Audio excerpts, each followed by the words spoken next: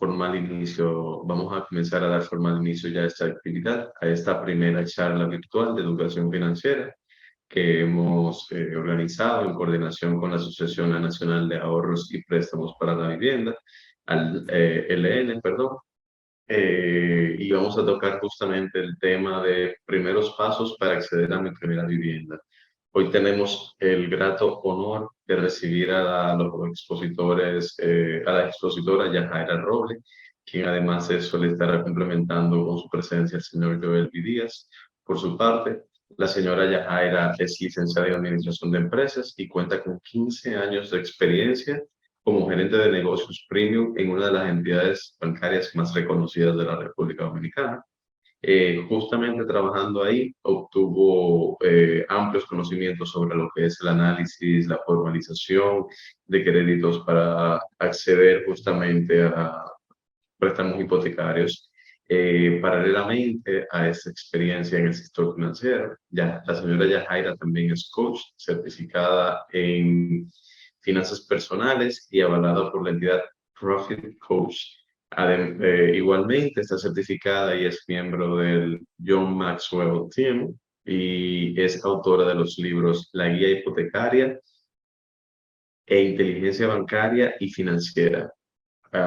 Todo este recorrido profesional ha llevado a que sea en múltiples ocasiones reconocida tanto por su desempeño laboral en el área financiera.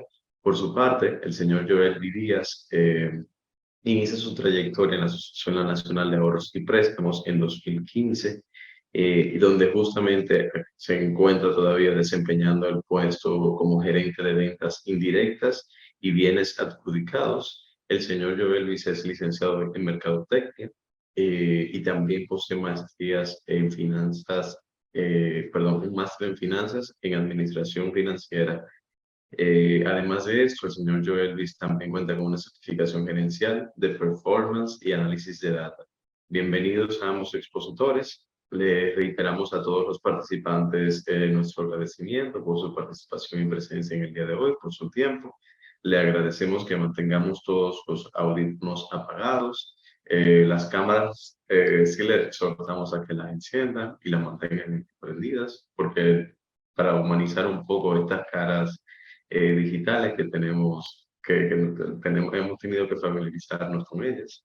Igualmente, si tienes, va a haber un espacio de preguntas y respuestas al final de la ponencia de los expositores, de unos 20 minutos. Así que, por favor, para tratar de aprovechar la participación de todos y aprovechar el tiempo de todos, pongamos nuestras preguntas y nuestras preguntas en el área de los comentarios y le vamos a estar dando respuesta de manera puntual al finalizar la exposición. Sin robarle más tiempo a nuestra expositora, le doy la bienvenida y le cedo la palabra para que podamos iniciar con la charla. Bienvenida, señora Jairo.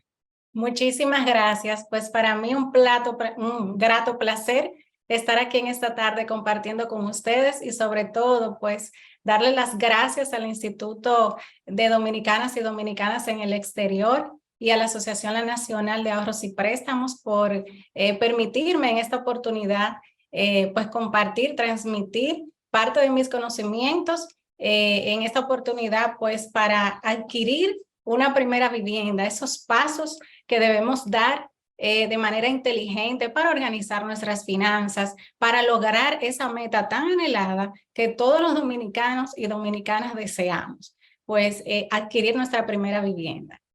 Pues inicialmente vamos a hablar de cómo debemos prepararnos, de cómo debemos tener nuestras finanzas personales, cómo debemos organizar nuestras finanzas personales para lograr ese objetivo tan importante como lo es adquirir nuestra primera vivienda. Bien, pues todos sabemos que hay mucho desconocimiento en cuanto a la organización financiera porque estos temas por lo regular no se hablan en las escuelas, no se hablan en las universidades y por eso quisimos tocar estos temas tan importantes. Y de hecho, es un principio bíblico porque la palabra nos dice que ¿quién no se sienta primero a organizar, a planificar cuando vamos a hacer un proyecto, ¿verdad? Un proyecto importante, para luego entonces no se burlen de esa persona. Entonces, por eso es muy importante organizar nuestras finanzas, tomar en cuenta estos temas que vamos a hablar el día de hoy, para luego entonces de estar preparados, dar ese paso tan importante. Bien, inicialmente podemos tomar en cuenta nuestros ingresos. Y podría parecer básico, ¿verdad? Que todos debemos conocer nuestros ingresos. Sin embargo, la mayoría de las personas no conoce cuáles son sus ingresos reales. Normalmente se toma en cuenta, por ejemplo, si una persona recibe un sueldo, se toma en cuenta el sueldo sin tomar en cuenta, digamos, que los gastos, los descuentos que le hacen a esa persona. Entonces, por eso es muy importante no engañarnos nosotros mismos y conocer cuáles son nuestros ingresos reales después de impuestos.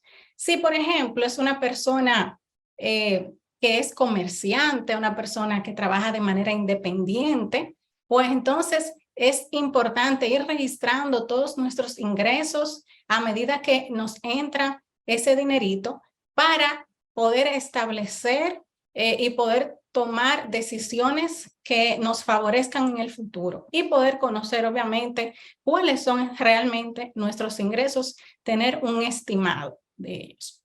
Bien, una vez conocemos nuestros ingresos, debemos también tomar en cuenta cuáles son esos gastos fijos que nosotros debemos cubrir todos los meses.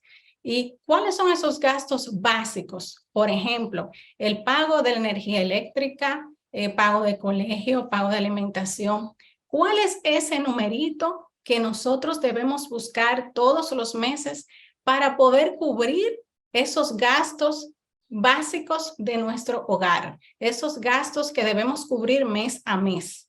Conociendo nuestros ingresos y conociendo nuestros gastos fijos, vamos a poder identificar cuál es esa cuota ideal para que nosotros podemos destinar para un préstamo hipotecario, o cuál es ese monto que podemos destinar con fines de ahorrar para obtener el inicial de esa vivienda para comprar nuestra primera o segunda vivienda. Otra de las cosas que debemos tomar en cuenta para llevar un control y evaluar nuestras, digamos que hacer un saneamiento de nuestras finanzas personales, es llevar un control de todos nuestros gastos. ¿Y cómo podemos llevar un control de todos nuestros gastos? Bueno, pues registrando nuestros gastos, sea anotándolos, sea llevando una aplicación. Hoy en día hay aplicaciones gratuitas que puedes descargar desde tu celular. Te puedo mencionar algunas por si quieres anotarlas y puedes descargarlas totalmente gratis. Está, por ejemplo, la aplicación Monify, se escribe Monify, la puedes descargar desde tu celular y desde esa aplicación puedes registrar todos los días los gastos que vas llevando. De esta forma, vas a tener un control de los gastos que llevas todos los meses y vas a identificar esos gastos que quizás no son gastos muy necesarios y que están impidiendo que la meta que tú tienes de lograr juntar, de lograr acumular ese inicial para tu vivienda, quizás no sea ese gasto, puedas, digamos que reducirlo o eliminarlo para destinarlo para ese ahorro. También está la aplicación Money Lover, es otra aplicación que es gratuita, y también está la aplicación Money Manager. De esa forma, digamos que conociendo tus ingresos, identificando tus gastos fijos, conociendo ese numerito y llevando un control de tus gastos variables día a día, vas a poder tener mayor claridad y mayor orden con tus finanzas personales. Antes de dar el paso de iniciar a ahorrar para tu vivienda, debes investigar cuál es el valor aproximado de la vivienda que se adecua a ti en ese momento.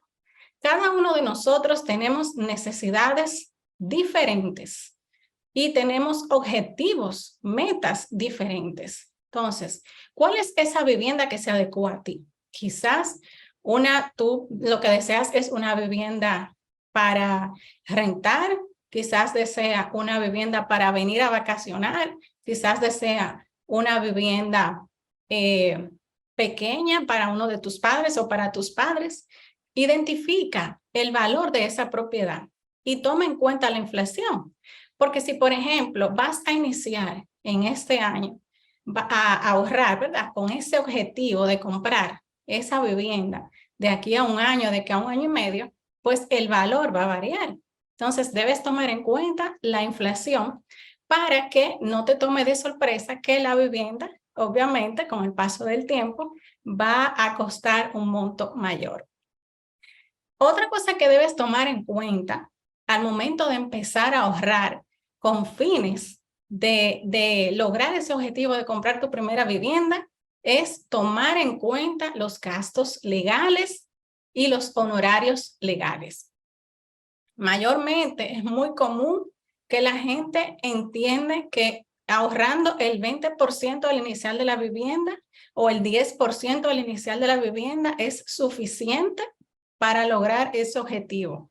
Y cuando ya están, por ejemplo, en firma de contrato o ya han apartado la propiedad, se enteran de que deben buscar un dinero adicional para cubrir esos gastos. Entonces, es muy importante que tomes en cuenta que con el 20% del inicial no es suficiente. También toma acción con el ahorro. Automáticamente tienes el orden en tus finanzas personales de conocer tus ingresos, identificar tus gastos. Imagina que el ahorro es un gasto. Imagina que el ahorro para comprar tu primera vivienda es un compromiso contigo, con tu familia, con tus hijos a futuro. Entonces, aparta ese monto que ya identificaste que puedes apartar mes a mes con el fin de ahorrar para el inicial de tu vivienda y para los gastos relacionados con ese financiamiento. De la misma forma, ese ahorro no lo coloques debajo del colchón y tampoco lo coloques en una cuenta de ahorros que quizás no te dé un porcentaje de interés que sea significativo. Investiga un instrumento de inversión en el cual tú puedas apalancarte para que puedas incrementar esos ahorros. Quizás una cuenta de ahorro de alto rendimiento, quizás un certificado financiero y lo vas aumentando paulatinamente, quizás un fondo de inversión líquido en el que tú puedas ir ahorrando todos los meses y te otorguen un porcentaje de interés que te ayude a lograr esa meta financiera a largo plazo o a mediano plazo. Dentro de los puntos importantes al momento de investigar para elegir ese financiamiento hipotecario y lograr que sea bajo las mejores condiciones, haz tu debida diligencia de poder investigar, de poder comparar esa institución que realmente te conviene en ese momento. Investiga la tasa de interés, pero no solamente la tasa de interés que te están ofreciendo en ese momento, sino la permanencia en la tasa. ¿Cuál es la permanencia de la tasa? Fija 6 meses, fija 1 año, fija a 15 años y debemos saber que mientras más tiempo la tasa sea fija, pues es muy probable que la tasa sea más alta, la tasa de interés sea más alta. Por lo regular, si te ofrecen una tasa de interés atractiva o muy atractiva, la permanencia de la tasa es por menos tiempo. Digamos que fija 6 meses, fija a 1 año máximo. Entonces, toma en cuenta que si eliges una tasa de interés para tu préstamo hipotecario que sea fija 6 meses, tú sabes que en 6 meses es muy probable que exista una revisión de tasa de interés dependiendo de la entidad y entonces debas buscar más dinero, lo que va a aumentar tus gastos fijos. para poder cubrir esa cuota mensual. De la misma forma, investiga el porcentaje de penalidad por cancelación anticipada. O sea, ¿cuánto te cobrarían si tú, digamos que recibes un dinero extra, que recibiste una herencia y vas a cancelar ese préstamo? Entonces, ¿cuál sería el porcentaje de penalidad que te cobrarían si tú cancelas ese préstamo antes de la fecha establecida?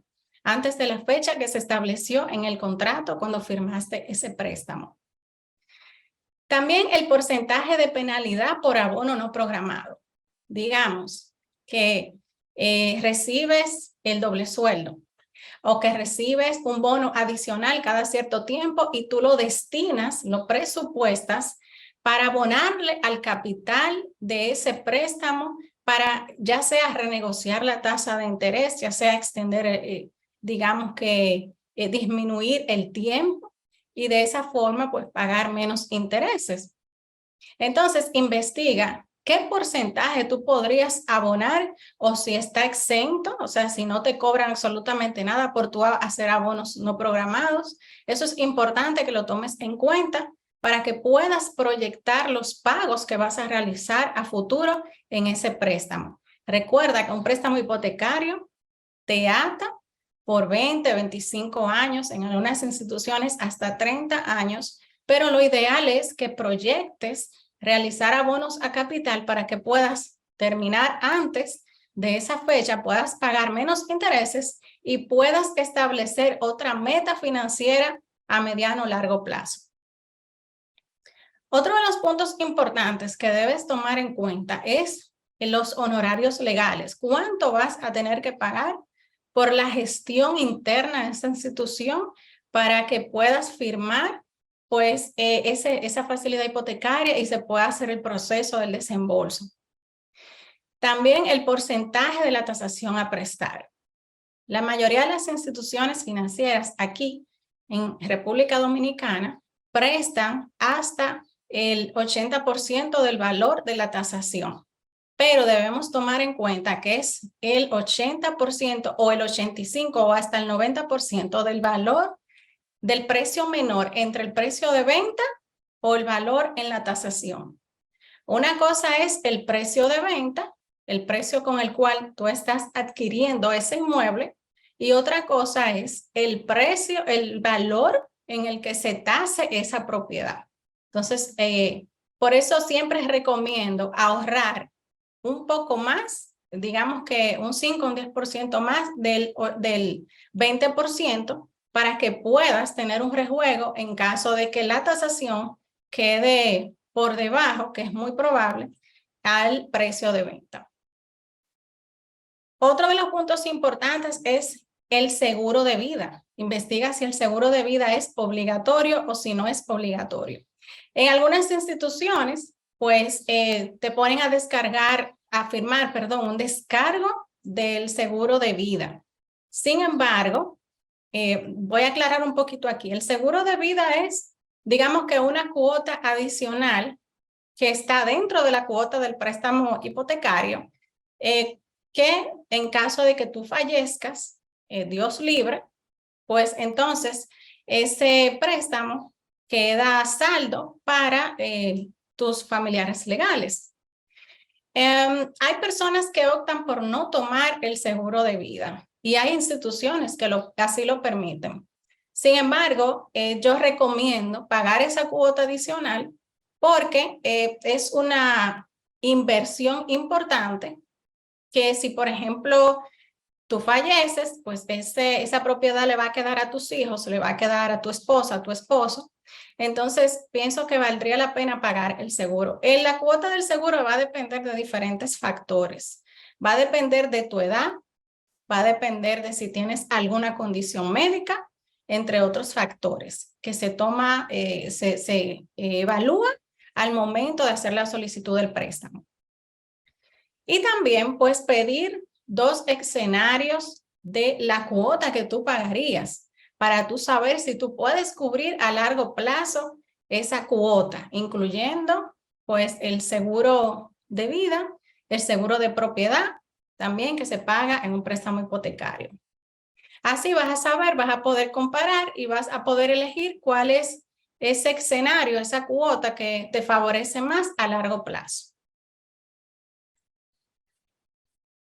En cuanto a la evaluación de análisis ya para la aprobación de tu préstamo hipotecario, muchas veces cuando la gente va a hacer una solicitud en una institución, a veces omite información, a veces incluso omiten que generan otros ingresos, no dicen la verdad del cargo quizás que ocupan en una empresa, y es importante que seas transparente en este sentido, porque de esa forma te van a poder evaluar de una forma certera y con datos reales.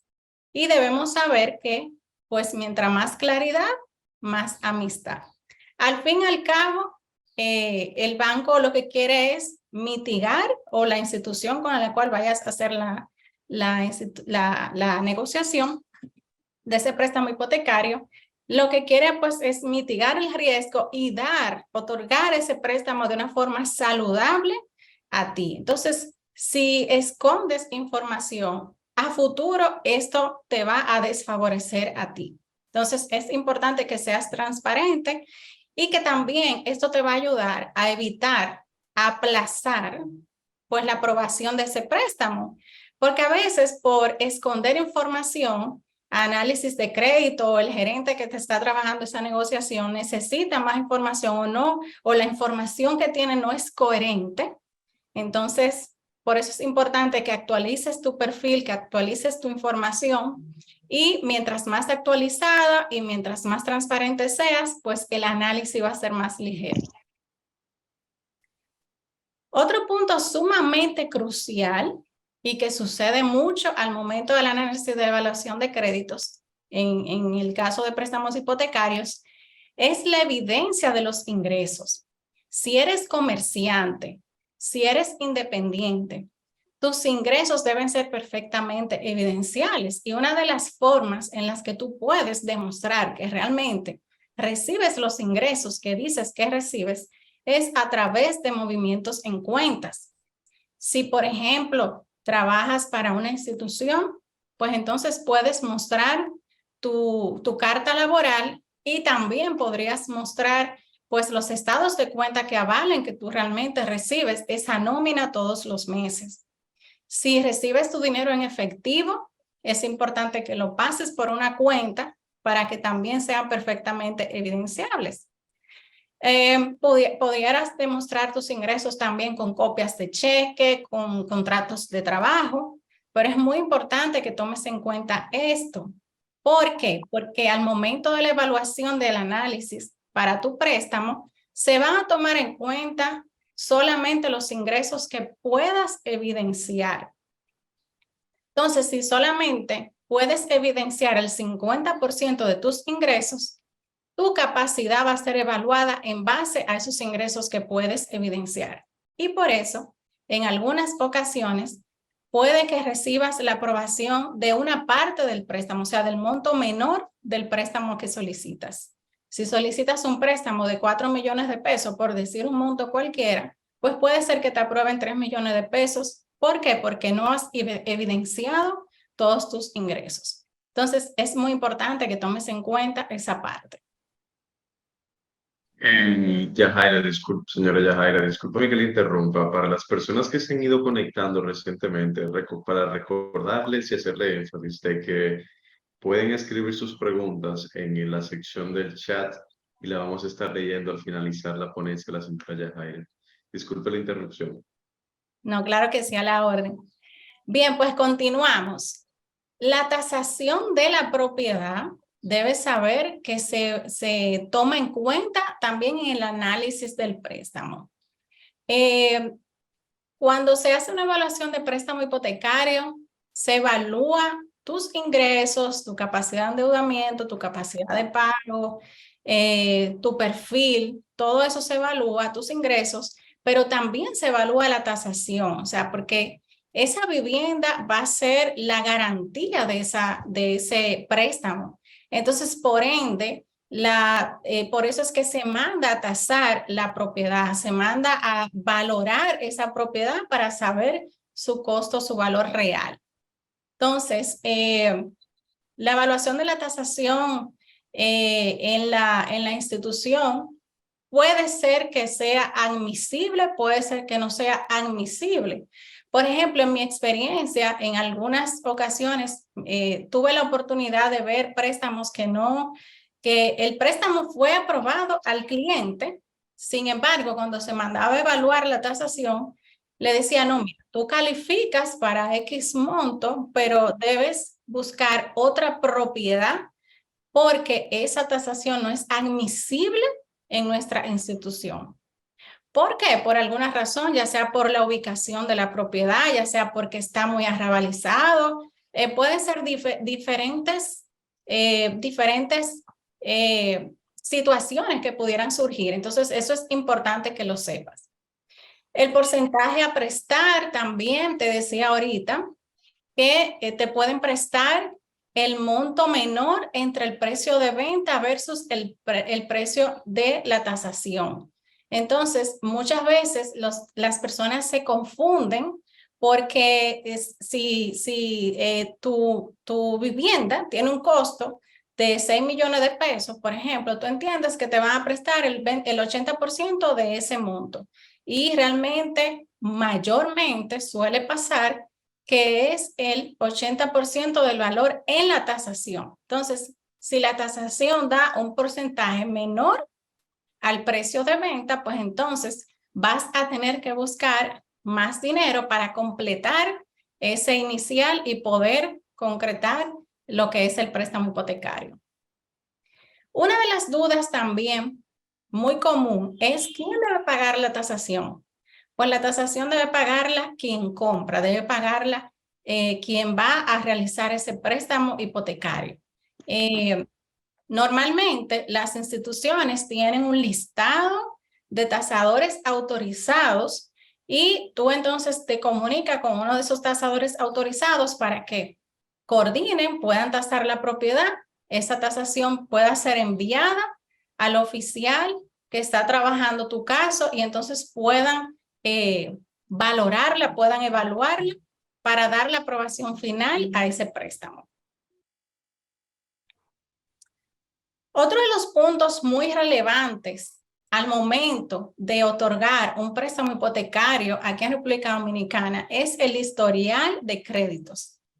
El historial de crédito, podríamos decir, lo primero que verifican en una institución para otorgarte esa facilidad. El historial de créditos y el score crediticio. ¿Qué es el historial de crédito? El historial de crédito no es más que digamos que los préstamos, tarjetas de crédito que has tomado en el pasado. O sea, cuáles son esos productos bancarios de crédito que has tenido y cómo lo has pagado. Si, por ejemplo, has tenido tarjetas de crédito, de qué monto la has tenido, cómo la has pagado, desde hace qué tiempo la tienes. Digamos que los antecedentes crediticios, ese es tu historial de crédito. El score crediticio, digamos que que no es lo mismo. El score crediticio es un puntaje que mide la probabilidad de pago o de impago de una persona. Por ejemplo, aquí en República Dominicana existen dos sociedades de información crediticia que son las que mayormente las instituciones utilizan para evaluar a una persona cuando va a solicitar un crédito. Y en los casos de préstamos hipotecarios no es la excepción. Y también, aparte de hacer la solicitud aquí en República Dominicana, de verificar tu historial de crédito aquí en República Dominicana, también pues se pide el historial de crédito del país de donde resides. Si, por ejemplo, resides en Europa, pues hay instituciones que piden pues otro tipo de documento que no es el historial de crédito y también valoran el historial de crédito de aquí. Sucede mucho que a veces los dominicanos residentes en el extranjero tuvieron alguna situación de crédito aquí en el país, se fueron a trabajar para el exterior y entonces no resolvieron ese tema. Ya eso va a depender de la institución, si va a valorar, si va a tomar en cuenta solamente el historial del país donde resides, si va a tomar en cuenta otros factores para la evaluación o si va a tomar pues el historial también de aquí. Pero esto es importante que conozcas que tu historial de crédito, digamos que la forma en cómo estés en tu buró de crédito es como la carta de presentación para que puedas hacer la solicitud de préstamo en la mayoría de las instituciones financieras. Te presento aquí una imagen donde puedes visualizar cómo afecta cada indicador o digámoslo así, cada indicador en tu historial de crédito. Por ejemplo, te afecta en un 10% la antigüedad del crédito. Digamos que si tienes un préstamo con apenas 3 meses de que te otorgaron ese préstamo, es el único historial de crédito que tienes y vas a solicitar un préstamo hipotecario, pues esa antigüedad no, digamos que no pesa mucho para aprobarte esa facilidad. Entonces, es muy importante que mantengas, digamos que tarjetas de crédito de años anteriores para que pueda entonces generar un historial de crédito saludable y que se pueda valorar esa antigüedad. También la combinación de los préstamos te afecta un 10%, la combinación de los créditos. Digamos que no se evalúa igual una persona que tenga tarjetas de crédito, que haya tenido préstamos de vehículo, que quizás haya tenido líneas de crédito, a una persona que simplemente ha tenido una tarjeta de crédito con un límite bajito, por así decirlo. Los nuevos créditos te afectan en un 15%. Muchos de los errores que cometen las personas por desconocimiento es que cuando van a hacer una solicitud de préstamo hipotecario, se dirigen a diferentes instituciones para validar dónde le pueden prestar más o dónde la aprobación le sale más rápido. Y esto es un error, ya que esto le afecta en un 15%, más que favorecerle, mejor le desfavorece. Entonces, esto es importante que lo tomes en cuenta. Con relación a los montos adeudados, que está relacionado con tu capacidad de pago, por ejemplo, si eres una persona que tienes muchos préstamos, pues ahí habría que ver, te afecta, pero habría que ver tu situación. O sea, ya la entidad, dependiendo del oficial de cuentas que trabaje tu caso, va a evaluar pues tu situación puntual para entonces poder otorgarte esa facilidad. O en algunas ocasiones te podría sugerir que canceles algún producto, digamos que canceles alguna tarjeta de crédito, que canceles un préstamo o que realices abono a una facilidad para poder otorgarte ese préstamo hipotecario. Y por último, el historial de pagos. O sea, cómo te comportas, y digamos que ese es el porcentaje que más afecta, en un 35%.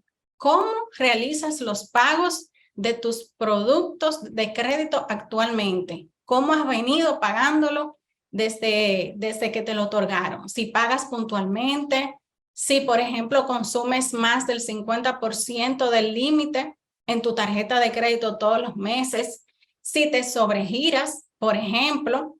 ¿Qué es sobregirarse en una tarjeta de crédito? Bueno, que tu límite de crédito sea de 100,000 pesos y tú utilices 120,000 pesos, por así decirlo. Quizás la entidad te lo permita y te haga un cobro de comisión por utilizar ese sobregiro y no te explican esa situación de que eso te afecta para futuros créditos. Entonces, eso es muy importante que lo tomes en cuenta. ¿Cómo aumentar tu score de crédito? Bueno, pues manteniendo los pagos siempre al día.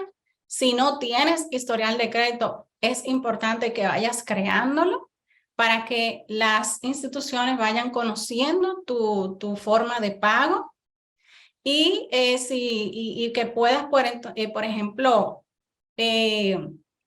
digamos que es parte de la preparación para cuando tú vayas a hacer la solicitud de tu préstamo hipotecario. Si no tienes historial de crédito, puedes ir creándolo con una tarjeta de crédito, puedes ir creándolo con una solicitud de préstamo, aunque sea, digamos, un monto pequeño, para ir construyendo tu crédito. Y de esa forma, pues cuando vayas a solicitar tu préstamo hipotecario, ya exista un antecedente de la forma de pago, de cómo te comportas con relación a tu historial de crédito. Con relación a algunos aspectos legales e impositivos que debemos tomar en cuenta al momento de adquirir nuestra primera vivienda, es, pues, el vendedor debe entregarte copia del certificado de título de propiedad. Esta copia del certificado de título de propiedad es el documento oficial que avala el derecho de propiedad de una persona, para tú saber que realmente ese dueño que te está vendiendo es realmente el dueño, valga la redundancia, o que esa propiedad no le pertenece al Estado. Es muy importante esto. Quiero aclarar que esta documentación, si vas a someter un préstamo hipotecario, pues la misma institución va a pedirte, le va a pedir al vendedor, ya sea una constructora o ya sea un vendedor de una persona física, va a pedir esta documentación. Pero es importante que conozcas por qué las instituciones piden esta documentación, ya que la propiedad va a ser garantía de estos. Ellos deben velar porque toda la documentación esté legal, ¿ok? Que esté todo al día. Otro de los documentos que se toma en cuenta y que se solicita es la certificación de impuesto a la propiedad inmobiliaria, que es el dichoso IPI, que yo sé que quizás algunos de ustedes lo han escuchado hablar. Este es un impuesto que se paga a la Dirección General de Impuestos Internos aquí en el país del excedente de 9.520.861 pesos al día de hoy en República Dominicana. Eso es del valor del patrimonio inmobiliario. Por ejemplo, si tienes una vivienda ya de, digamos que 5 millones de pesos y vas a adquirir otra propiedad de 5 millones de pesos por igual, entonces debes pagar por el excedente, digamos que si suman 10 millones de pesos, por el excedente, que son 480.000 pesos, por decir un ejemplo cualquiera, entonces debes pagar el 1% anual a la Dirección General de Impuestos Internos. Eso se paga en 2 cuotas. En el mes de marzo se paga la primera cuota y en el mes de septiembre se paga la segunda cuota. Entonces, al solicitar la certificación de impuestos a la propiedad inmobiliaria al vendedor, se garantiza, se valida que esa propiedad no tiene deudas pendientes con la Dirección General de Impuestos Internos. Es muy importante. Otro de los documentos también que se solicita y que es imprescindible al momento de hacer un financiamiento hipotecario es la certificación del estado jurídico del inmueble, o el famoso cargas y gravámenes, como muchas personas lo conocen. Y con esta certificación se determina si el inmueble tiene alguna carga, tiene alguna litis jurídica, si tiene alguna deuda pendiente. Entonces, esta certificación es muy importante también. En caso de que adquieras una propiedad, una vivienda de bajo costo aquí en República Dominicana, también es necesario que solicites en Catastro Nacional o en la página de Catastro Nacional la certificación de no propiedad del inmueble. Y también hacer énfasis aquí que la vivienda de bajo costo son las viviendas que están tipificadas por el Instituto Nacional de la Vivienda como vivienda de bajo costo. Por el simple hecho de que una vivienda tenga un costo, por ejemplo, de 4.800.000 pesos, no quiere decir que ya sea una vivienda de bajo costo, no. Esta vivienda debe estar tipificada por el Instituto Nacional de la Vivienda, por el INVI, como vivienda de bajo costo.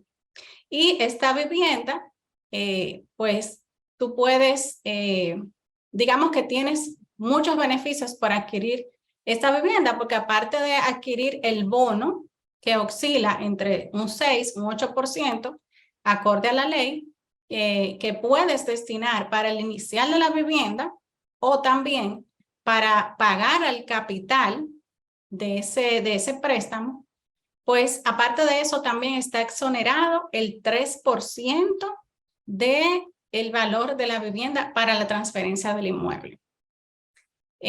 Pero es importante que sepas también, que tomes en cuenta que esa vivienda debes vivirla tú o debe vivirla un familiar dentro de los primeros 5 años. O sea, no puedes venderla, no puedes alquilarla. Ok, eso es importante destacarlo.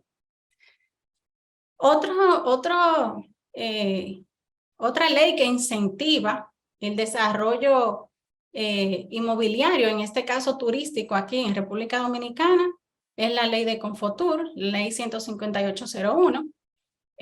Siempre que puedas adquirir una vivienda como segunda vivienda o como primera vivienda, digamos que bajo un proyecto que esté con esta ley 15801, pues puedes adquirir esa propiedad con estos beneficios fiscales, como es el impuesto de transferencia sobre los derechos inmobiliarios, que es el 3%, no tendrías que pagarlo, y tampoco el IPI. Y recuerda que te decía ahorita que se paga el 1% del excedente del monto que está en pantalla, 9.520.861, y esto va a depender del proyecto, va a depender, puede ser exoneración por 15 años, puede ser exoneración por 10 años, ya eso pues tendrías que investigarlo con el proyecto. Bien.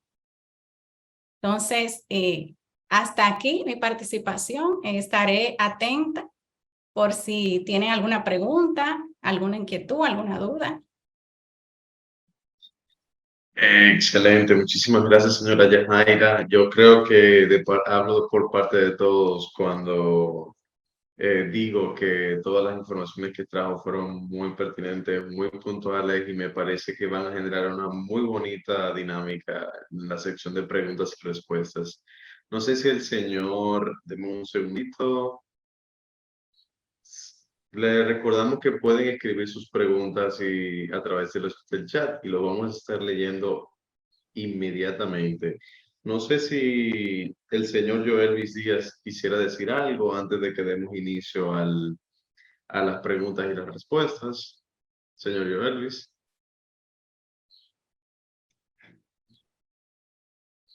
Bueno, me parece que no. Pues entonces, aprovechando el interludio, procedo a leer las preguntas que ya están escritas en orden de llegada.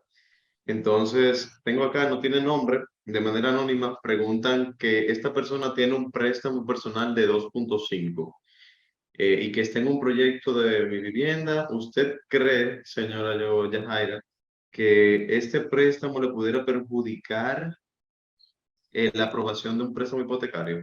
O sea, si entendí bien, esta persona ya tiene un préstamo de 2.5 que no, al parecer no es hipotecario, ya está en un proyecto de mi vivienda, entonces ahora quisiera que le aprueben ese préstamo. Parece que todavía no se lo han aprobado.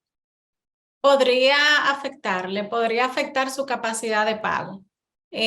Habría que ver cuánto adeuda de esa propiedad, de ese inmueble. Habría que ver sus ingresos, si han aumentado, si sus ingresos son suficientes para poder cubrir tanto el préstamo que tiene vigente como el préstamo que, en este caso, como él aquí, o sea, no le van a entregar la vivienda de una vez, pudiera hacer, proyectar pagos extraordinarios hasta tanto, entonces pueda recibir la vivienda y pueda tener mayor capacidad para asumir esa deuda.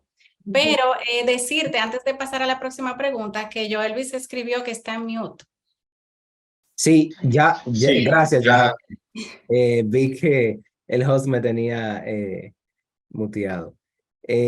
No, para quizás opinar en cuanto a la parte de la Asociación Nacional y parte de lo que la señora Yajaira estuvo explicando, por lo menos nuestra entidad, dentro de los temas se mencionaron la penalidad por abono, por cancelación anticipada. Es bueno que sepan, ya los que están presentes acá, que Asociación La Nacional es la única entidad financiera en la República Dominicana que tiene la facilidad o que no tiene penalidad ni por abono ni por cancelación anticipada. Eso es algo a destacar.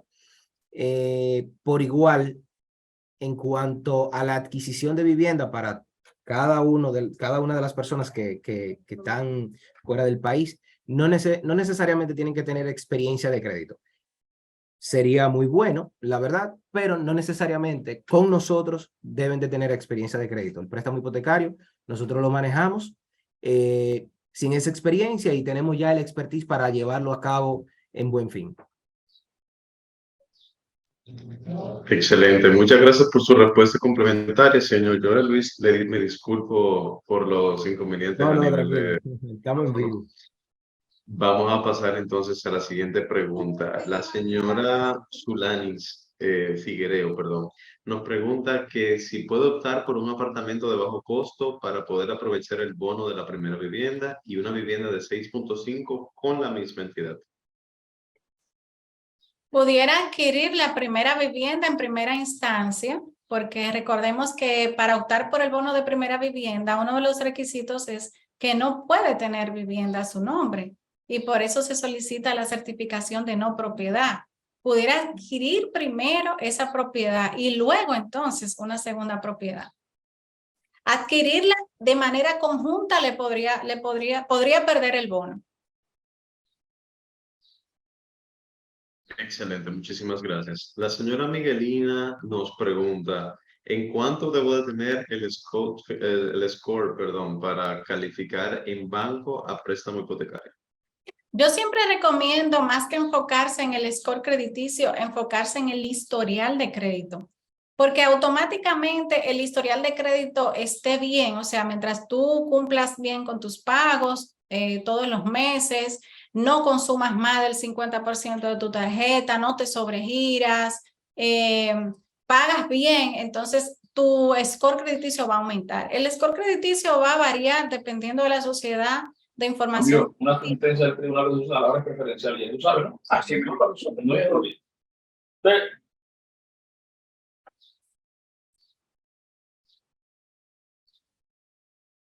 Ok, pues continúo. Disculpando pues la interrupción. El score crediticio va a variar dependiendo de la institución o de la sociedad de información crediticia que utilice esa entidad con la cual se esté solicitando el préstamo. Por ejemplo, está Data Crédito, está TransUnion, instituciones que trabajan con ambas, hay algunas que trabajan con una sola. Por ejemplo, en Data Crédito el puntaje máximo es de 950 puntos al día de hoy. Digamos que un score de 800 puntos viene siendo un score excelente con esa sociedad de información crediticia. Si hablamos, por ejemplo, de TransUnion, el score máximo Platinum es de 848 puntos. Digamos que un score de 750, 800 puntos es un score excelente. Disculpa. Excelente, pues entonces, no sé si quiere agregar algo, señor Joel Luis, perdón. Sí, para aportarle algo acá. Con relación al buró de crédito, como eso tiene una serie de algoritmos en cuanto a las empresas que calculan lo que es el score de crédito, los bancos y los analistas de los bancos lo que ven es ese comportamiento de pago en cada una de las facilidades que el cliente ha obtenido en el mercado financiero completo. O sea, que no es el puntaje, sino la forma en la que el cliente paga. Eso, e inclusive usted puede pagar bien una tarjeta de crédito. Usted puede, y por ejemplo, tenerla en sobregiro, pero usted la paga bien. Eso los analistas detectan de que usted está sobreviviendo con el sobregiro de la tarjeta y simplemente está haciendo un pago. O sea, usted tiene un déficit. Entonces, lo regular en una tarjeta de crédito, por ejemplo, es que se pague primero a tiempo y segundo, que se mantenga en un nivel de endeudamiento de no más de un 50%. Excelente, muchas gracias, señor Joel Luis, por ese aporte. Vamos entonces a pasar a responder la pregunta de la señora Litane, me parece que se pronuncia, no sé, discúlpeme ahí la pronunciación, pero ella nos dice que, buenas, si al momento de tomar el préstamo y de hacer la vivienda, esta no está terminada, ¿qué documentos debo de llevar para que realicen la tasación? Creo yo, Elvis, que sería prudente que tú contestes esa pregunta. Bueno, con relación a esa pregunta, las constructoras, por lo regular, le dan un aviso, un preaviso a cada uno de los adquirientes cuando ya van a entregar. Entonces, ¿qué sucede? Puede ser que la vivienda se vaya a entregar en un proceso de 30 a 60 días. Cuando se le da ese preaviso, ustedes van al banco y comienzan la documentación. Lo último que se va a concretar es el tema de la tasación, pero ya luego usted puede ir depositando, primero completando formularios del banco, o sea, que son los formalismos, otorgando, por ejemplo, sus generales, fotocopia de sus generales, ya sea pasaporte, residencia, una licencia de conducir. Eso se solicita para una debida diligencia que hacen los departamentos de cumplimiento. Entonces, toda esa información se recopila, igual que los estados de cuenta, los últimos 6 meses, carta de trabajo. En caso de personas que viven en Europa, nosotros, por ejemplo, solicitamos contrato de trabajo indefinido. Entonces, y más los estados de cuenta. Si usted es independiente, nosotros le solicitamos los reportes de impuestos más los estados de cuenta. Entonces, cuando en ese proceso ya tenemos prácticamente un expediente completo, pues entonces ya es cuando le decimos, mire, han pasado aproximadamente unos 30 días y si le iban a entregar en ese proceso, este es el tasador autorizado, él va a ir al proyecto y va a hacer la tasación. E inclusive si faltara algo, los tasadores proyectan, o sea, si cuando falta poco, un 5, un 10%, ellos proyectan el valor y con eso el banco puede trabajar. Excelente. La misma persona nos pregunta, en ese mismo orden, que cómo ella sabe, o él sabe, perdón, que el INVI ha clasificado un proyecto como vivienda de bajo costo. Bueno, pues en ese caso debe preguntar al desarrollador del proyecto antes de apartar la propiedad si real y efectivamente ese proyecto pertenece a un proyecto de vivienda de bajo costo. Por igual, para aportar ahí, los proyectos promueven cuando son viviendas de bajo costo. La vivienda de bajo costo, su tope actual es de 4.800.000 y algo de pesos.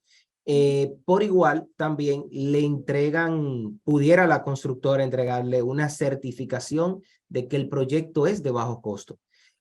Por igual, y cabe resaltar, cuando van a financiar una vivienda de bajo costo y no tienen vivienda a su nombre, deben de buscar en Catastro la certificación de no vivienda. O sea, también el cliente debe tener ese documento, que es con que el banco, luego que vaya a hacer la transferencia, no le cobre el 3% de los impuestos, que obviamente cobra la Dirección General de Impuestos Internos. Igualmente, y corríjame si me equivoco, porque todavía estoy, hasta yo mismo estoy aprendiendo de esta charla, porque todavía tengo pendiente de utilizar ese bono de primera vivienda como joven al fin. Me parece que el banco también hace una depuración de si el proyecto es o no es de esa categoría antes de otorgar el préstamo, si no me equivoco. Sucede que o sea, para que el proyecto sea de bajo costo debe estar bajo la figura de un fideicomiso, o sea, debe de estar por medio de una fiduciaria. Entonces, la fiduciaria te puede confirmar el hecho de que sea de bajo costo. Y bueno, y básicamente, y ahorita ya Jera lo decía, si tú tienes o estás adquiriendo una vivienda que es de 4 millones de pesos y no está bajo un fideicomiso, no aplica para hacer una vivienda de bajo costo. Excelente. Pues entonces seguimos con nuestra ronda, teniendo en cuenta que vamos a responder 3 o 4 preguntas más y nos disculpan porque tengamos que limitarnos de esa manera, pero por un tema de tiempo tenemos que manejarlo así. Tenemos acá de parte de Marín Kelly. Ella dijo, si adquiero un apartamento con un bono de vivienda, no se puede alquilar dentro de los primeros 5 años. ¿Qué pasaría si no cumplo con este tiempo para alquilar y cómo se regula esa ley? Así es. Bajo los requisitos que se establecen en la ley, pues esa vivienda debe ser destinada o para vivienda propia, o sea, para que el cliente la viva, o uno de sus familiares legales cercanos, digamos un hijo, una madre, un hermano.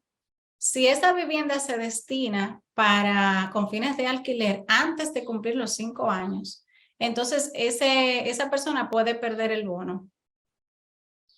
Entonces, lo ideal es que ya luego de pasado los 5 años, pues ya esa vivienda puede ser alquilada. Excelente, gracias, señora Yajaira. El señor Ramón Nicasio pregunta, ¿qué tiempo tardan las agencias crediticias en República Dominicana en clasificar una deuda no atendida? O más bien, en clasificar los récords crediticios, porque según él tiene entendido, las deudas no caducan. Sí, sí, bueno, pues aquí en República Dominicana está la ley 172.13 sobre la protección integral de los datos personales de las personas, y esa ley establece que una deuda con más de 4 años en los buros de crédito, sea paga o no sea paga, independientemente, pues esa deuda debe ser eliminada de los buros de crédito. Eso es importante aclararlo, de los buros de crédito, no de la entidad o de las instituciones donde se tiene la deuda. Y cabe destacar que si esa persona, si sucedió, por ejemplo, ya esa deuda no aparece en los buros de crédito, si vas en un futuro a solicitar un préstamo, pues puede darse el caso de que ya no esté en el buró, pero sí puede afectarte de manera interna. O sea, que si tú vas a la Asociación La Nacional a solicitar un préstamo, puede ser que esa deuda de otra entidad te aparezca de manera interna en esa entidad y entonces sea una objeción para poder prestarte. Lo más saludable es que si la persona sabe que tiene esa deuda, aunque ya no esté en los buros de crédito, pueda acercarse a esa institución para que pueda hacer un acuerdo de pago y pueda saldar esa situación, obtener su carta de saldo, y si en algún momento pues le aparece esa deuda, pues ya tenga el aval con el que se pueda dar continuidad a esa solicitud de préstamo hipotecario. De acuerdo. Y ya para concluir, Para, la señora, perdón, disculpa, proceda, señor Joel. sí, a eso, por ejemplo, que Yajaira hace mención, sobre que esas deudas, bueno, pues desaparecen de lo que son los buros. Sí hay un repositorio que le dicen central de riesgo, que eso lo maneja la superintendencia de banco. Igual, en ese portal que tenemos acceso a los bancos, podemos ver si ese cliente tiene una deuda castigada y que ya no aparece en su buro, pero ahí está latente. Entonces, es ideal, como decía Yajaira, de que procedan, por ejemplo, al pago de esas deudas y guardar siempre constancia. Si usted tuvo un problema, ya sea con tarjeta o con un préstamo, lo ideal es que guarden las cartas de saldo, si se hizo algún tipo de abono, alguna cancelación. Toda esa documentación es bueno que la guarden porque a futuro pudiera ser necesaria para un proceso de crédito hipotecario. Excelente, muchas gracias, señor Luis. La señora Evelyn Hernández hace una preguntita que yo creo que ya ustedes la respondieron, que es si tengo un préstamo personal, si eso afecta a que me aprueben un préstamo hipotecario. Entiendo que la respuesta que dieron anteriormente es que no. Entonces, salto a la siguiente pregunta y la última, que entiendo que es muy buena de parte de Litani. Ella nos dice, o él nos dice que qué piensan que será mejor, tomar un préstamo con una tasa alta pero fija o con una tasa baja pero variable. Eso desde mi punto de vista, como coach en finanzas personales, entiendo que va a depender mucho de su situación financiera. Digamos, si es una persona que puede proyectar a futuro pagos extraordinarios a esa facilidad, bueno, pues puede optar por una tasa más bajita, que es muy probable que sea revisada o que sea variada en un menor tiempo, dígase 1 año, 2 años, pero esa persona puede hacer abonos a capital y puede en ese año optar por esa tasa más bajita porque va a tener una economía. Digamos que si toma el préstamo en vez de una tasa fija 13 con 15% y obtiene una tasa fija de 1 año, digamos 13% fija 3 años y una tasa variable de fija a 1 año, digamos de un 11%, por así decirlo. En ese año va a tener un ahorro de ese 4%.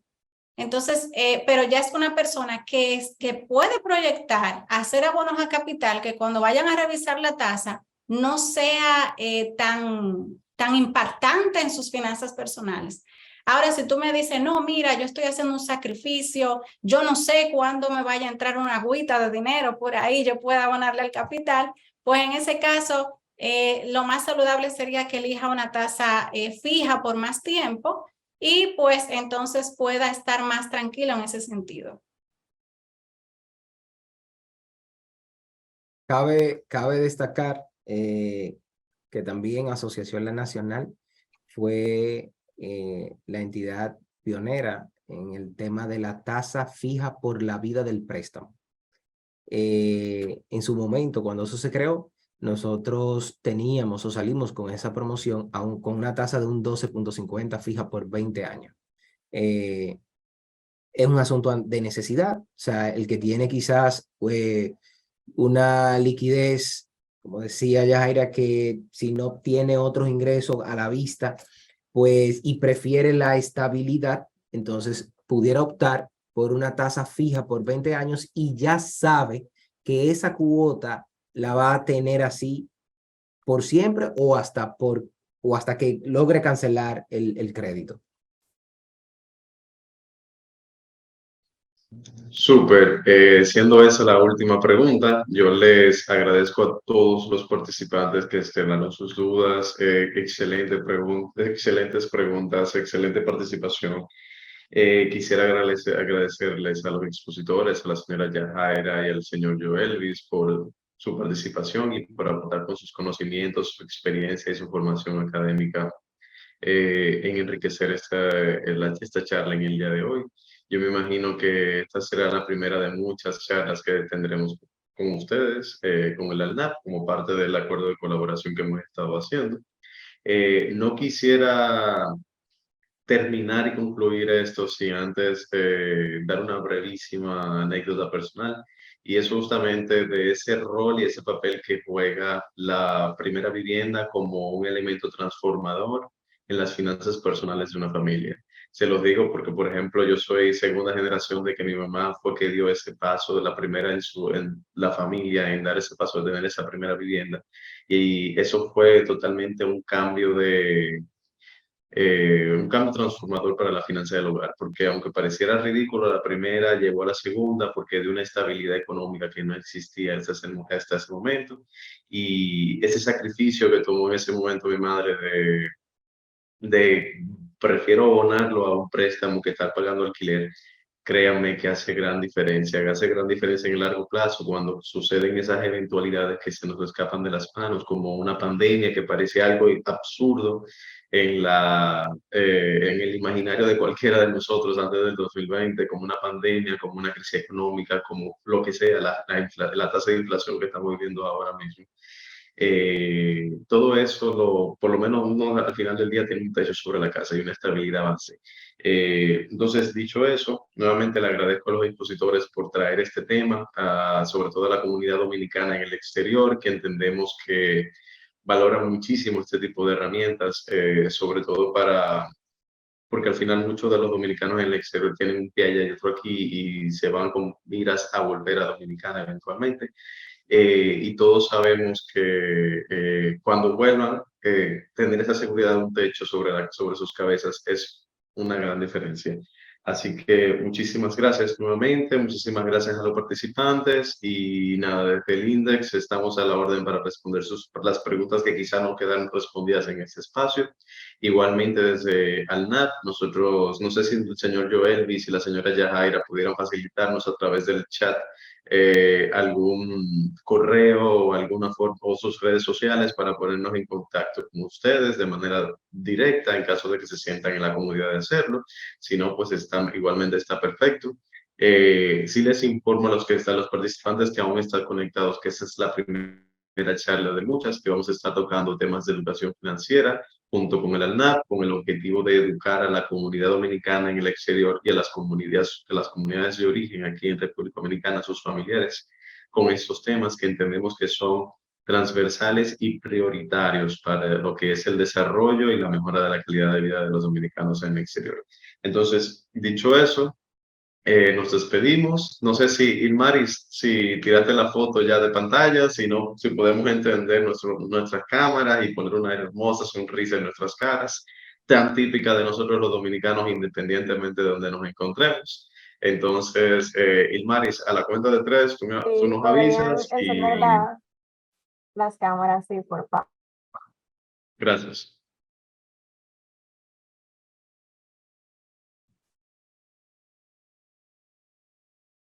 Aquí demos un segundo, ahora voy por el segundo.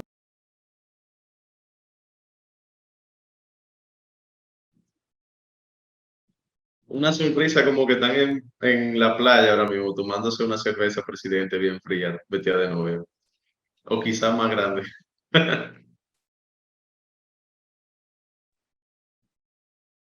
Gracias. Súper. Muchísimas gracias a todas y a todos y nos vemos en una siguiente ocasión. Chao. Bye. Muchísimas gracias y bendiciones para todos. Gracias, bye bye. Muchas